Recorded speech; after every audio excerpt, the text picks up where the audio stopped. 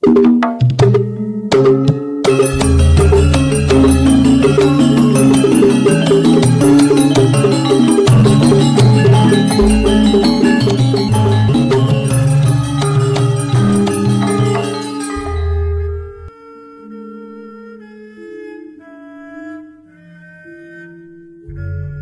Ibu, para kadang kinasih, simbah-simbah lan adik-adik, para rama, suster, bruder, berkah dalem Gusti, sugeng rawuh wonten ing PDSK channel menika.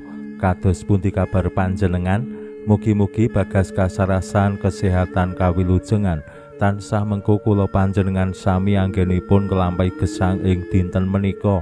Lan mugi-mugi lumantar panglimbang basa Jawi waosan Injil kula panjenengan sansaya saged nggayuh iman kapitadosan ingkang leres lan mantep. Langkung-langkung anggenipun kula panjenengan sansaya ngrumaosi lan ngakeni kados pundi katresnan dalem Gusti wonten ing gesang kula panjenengan sami. Gusti Allah ingkang akarya gesang lan nitahaken samukawis ngersakake supados ingkang sampun dipun titahaken menika ing sakmangkih wangsul malih tetunggilan kalian Gusti. Dosa menika ingkang jalari kula panjenengan lan titah dalem pisah kalian Gusti pribadi.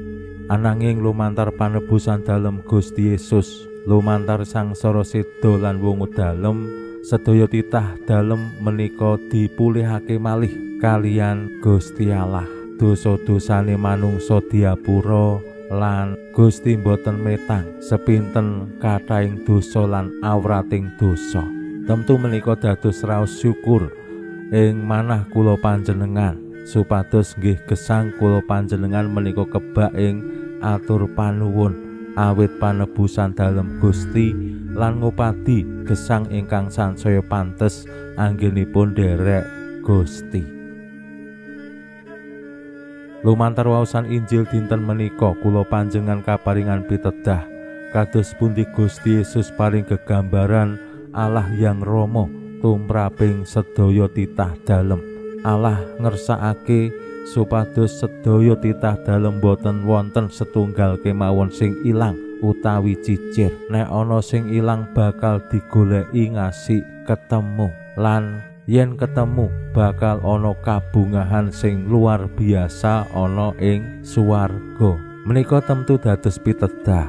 Masalahe inggih menika menapa kula panjenengan wantun lan purun ditemokake dening Allah rikala kula panjenengan ngilang, apa awake dhewe ya tetep ndelik, tetep nelingsut supaya ora bisa ditemu dening Allah.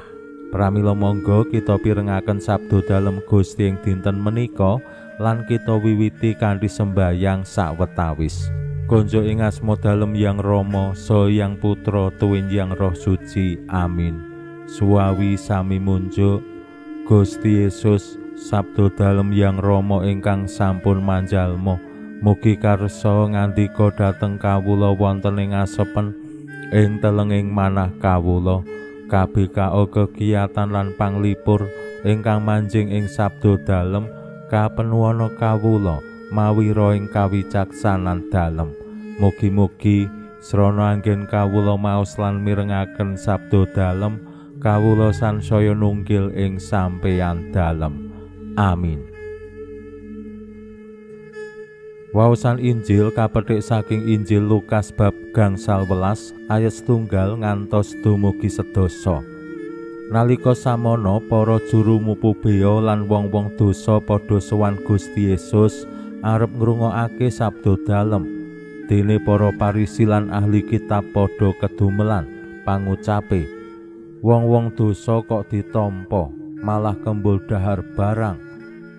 Nanging Gusti banjur paring pasemon mangkene, kowe sapa sing duwe wedhus 100 ilang siji ora banjur ninggal sing 99 ana ing ora-ora perlu goleki sing ilang mau nganti ketemu.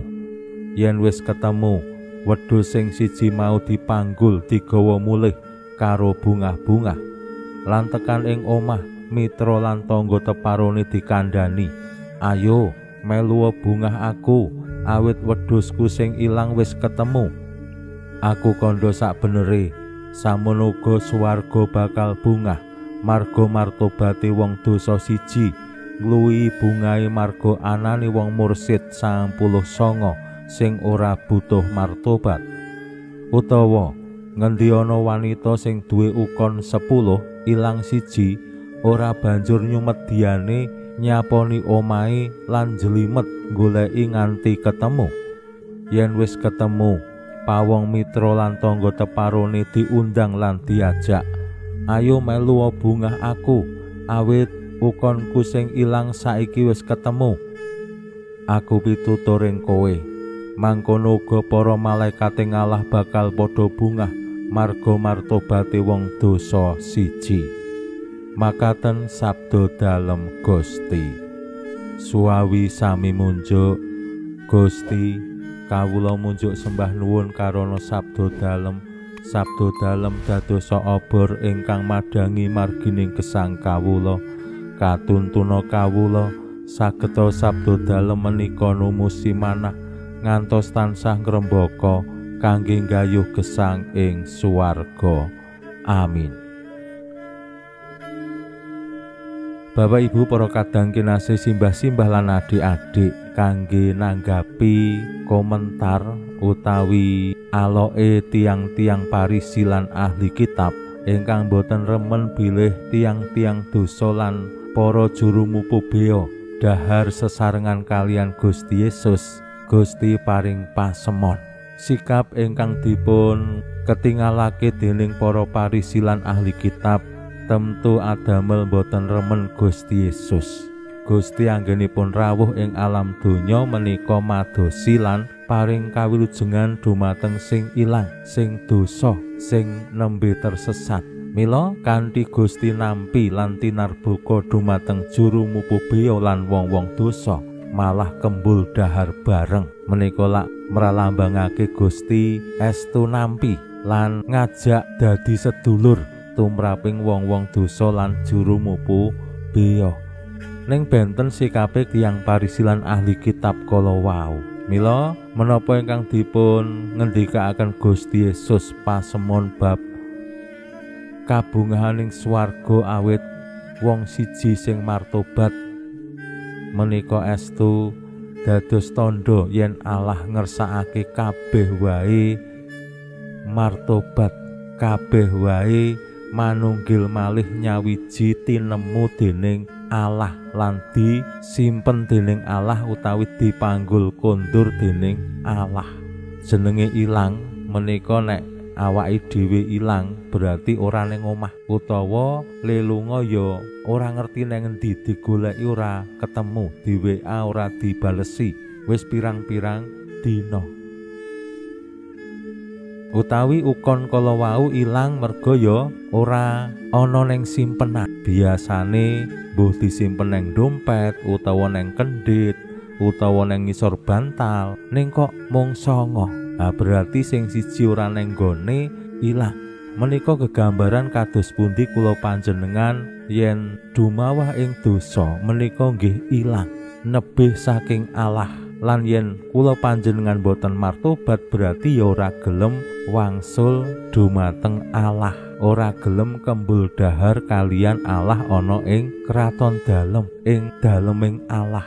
Gusti Yesus ngersakake supados kula panjenengan ampun ngantos ilang lan purun tinemu dening Allah kanthi martobat, kanthi awake dhewe wani golek maneh dalan bali. Nek jaman saiki yo dideloki Google Map, dieling-eling tandha tandane omahku ning endi terus bali. Ampun ngantos awake dhewe ngerti dalan bali, ngerti omahe awake dhewe ning durung gelem bali.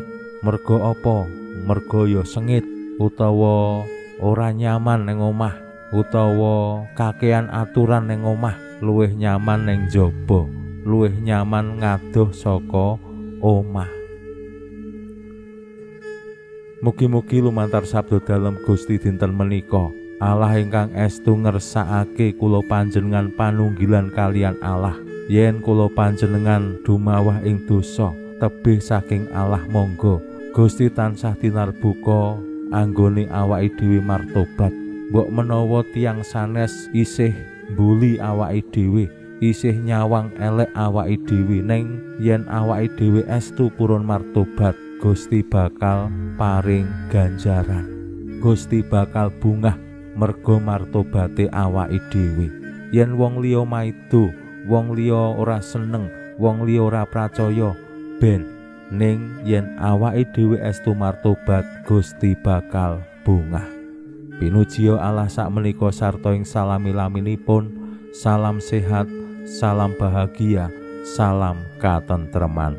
Lan mugi-mugi lumantar panglimbang dinten menika kula panjenengan tansah jinangkung ing berkah dalem Gusti ingkang Maha Kuwasa, Hyang Rama saha Hyang Putra tuwin Hyang Roh Suci.